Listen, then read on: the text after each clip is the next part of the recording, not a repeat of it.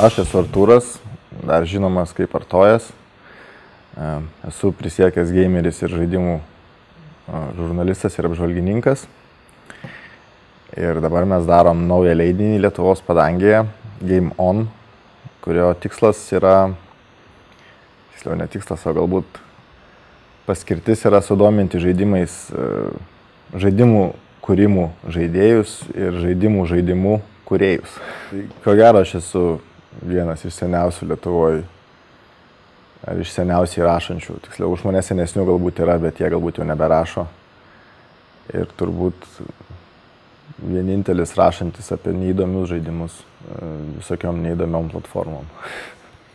Tai turbūt liestų tokius žaidimus, kurie svetimi lietuvių natūrai, nes lietuviai labai yra, kaip sakytų, sėslų žmonės visame kame. Tai žaidimų prasme jie nieko neišsiskiria. Kaip, tarkim, ritmo žaidimai, šokių žaidimai, kai kurie labai keisti japonų žaidimai tiesiog neranda kelio į lietuvių širdis ir kitas syk reikia porą metų rašyti straipsnius, kurių niekas neskaito, kad galų gale tas užkratas pradėtų plisti ir žmonės pradėtų domėtis kažko daugiau negu šaudyklėm ar ten RPG. Žaidžiam žaidimus ir rašom apie juos. Tokia bent jau buvo misija seniau. Tai Game Onas šiek tiek skirtingas nuo tų leidinių. Darydami jį šiek tiek žiūrėjome tai, kas yra užsienyje.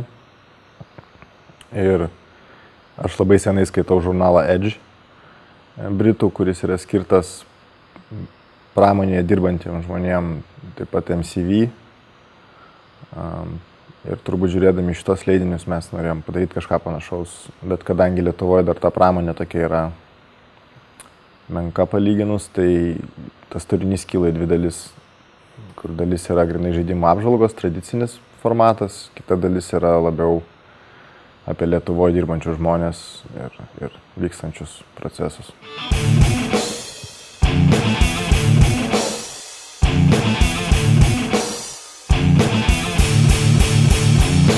Game On, sakyčiau, būtų toksai moto mūsų komandos, nes mes esam tryse.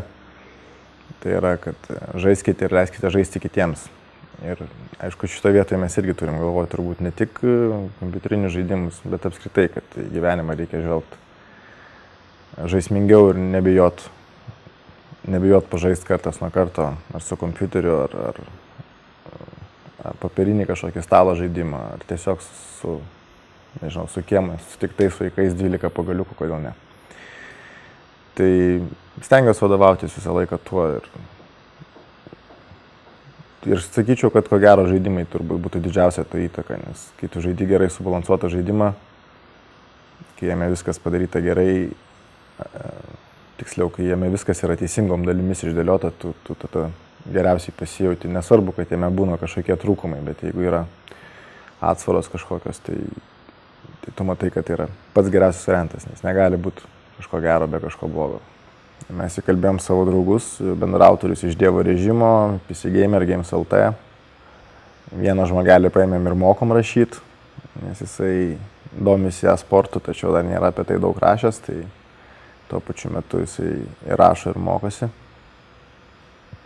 Va, ir pasidalinom temas ir sėdom rašyti. Tai viską darėm pagrindę su Google, naudojam Google Docs, kur iš karto dalinomės tik parašytais tekstais kaip dokumentais, naudojamės Dropbox'u, kuriame saugojam dizainus padarytus, pradėtus daryti, iliustracijas. Pasitelkėm tokią tarnybą Trello, kurioje galima kurti užduotis kortelėmis. Ir iš tikrųjų redaktorius pas mus keitėsi kas savaitę. Ta prasme, kas turi laiko, kas turi užsidegimo tą savaitę, tas korteles peržiūri, kur yra pavedimai darbų, surašo naujas, perkelia, sugrupuoja, kad mes matytume, visi, kad matytų realių laikų, kaip vyksta darbas. Tai ir nieko iš tikrųjų ypatingo, daugiau aš negaliu papasakot, ko gero, nes kiekvienas dirbom individualiai, nei kartų nebuvom susitikę per žurnalo kūrimo procesą. Tai tas, ko gero, irgi būtų įrodymas, kad nuotolinis darbas yra visiškai įmanomas ir normalus dalykas ir dirbant per didelius atstumus, nes mūsų yra 5 žmonės visi skirtingose miestuose. Mes neturėjom jokių didesnių trikdžių. Mūsų susitarimas šiaip prieš pradedant dirbti buvo toksai, kad mes nedarysim to, kas mums nemalonu ar neįdomu. Tai mes iš tikrųjų toks formatas, kokį mes pasirinkom, mes esam nemokami, lengvai pasiekimi ir nieko nepriklausantis žurnalo leidėjai, tai mes tikrai nenorim daryti to, ko mes nenorim daryti, arba rašyti apie tai, kas mums visiškai yra neįdomu. Bet iš tikrųjų, kai tu domiesi žaidimais, nėra neįdomi temų. Šiaip.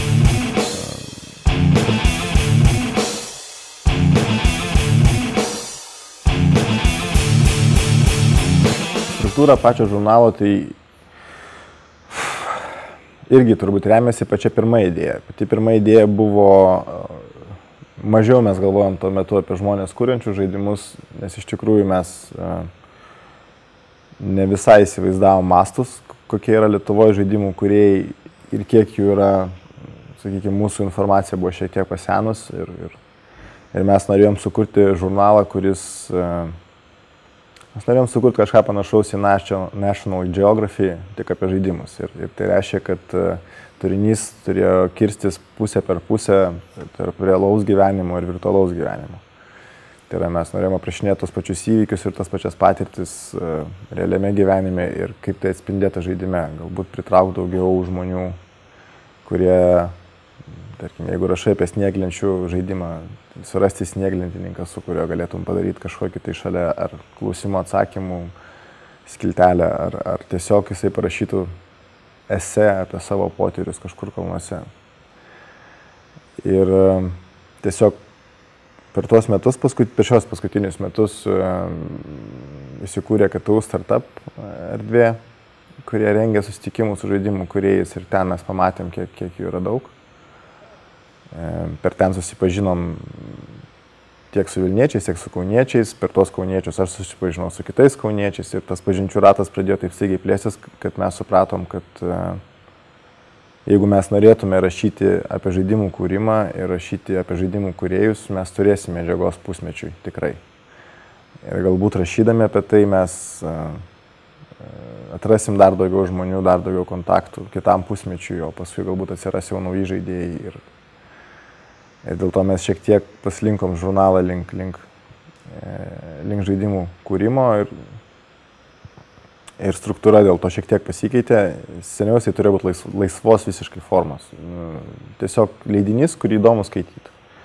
Dabar aišku, mes turim skiltis, kurias tenksimės kiekvieną mėnesį išpildyti. Tai, aišku, žaidimų apžvalgos, interviu su žaidimų kūrėjais, šiek tiek apie geležį, šiek tiek apie žaidimų kūrimą.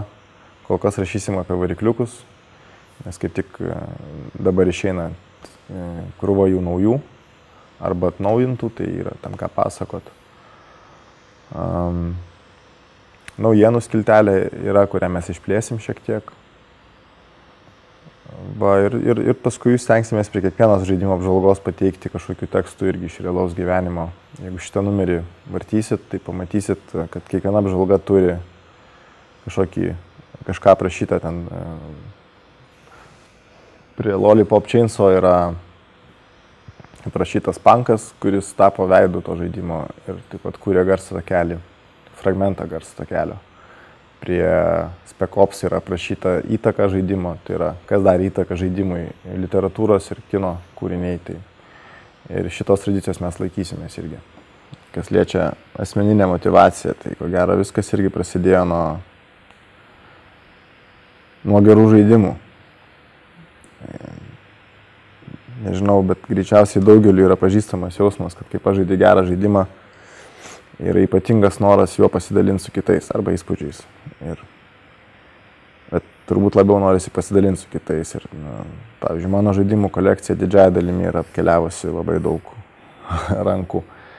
Nes aš pražaidęs gerą žaidimą, aš tiesiog ateinu ar į mokyklą, ar mokyklos laikais gal netiek, bet į darbą atėjęs, tai visą laiką būdavo atsineši ir jau ieškai kam įkišti, kad pabandyk. Geras žaidimas, gera istorija, geri ginklai, priklausomai nuo to, kam siūlai, ką tas žmogus mėgsta.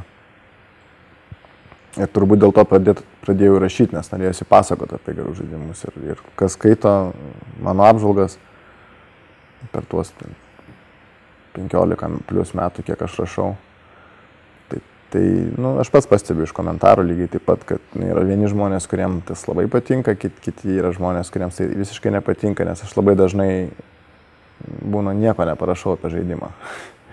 Rašau apie įspūdžius, pavyzdžiui, ar apie emociją, arba kaip užplaukia. Dėl to, kad norisi pasidalinti tuo, kas pačiam patiko, kad ir kiti patirtų kažką panašaus. Game on.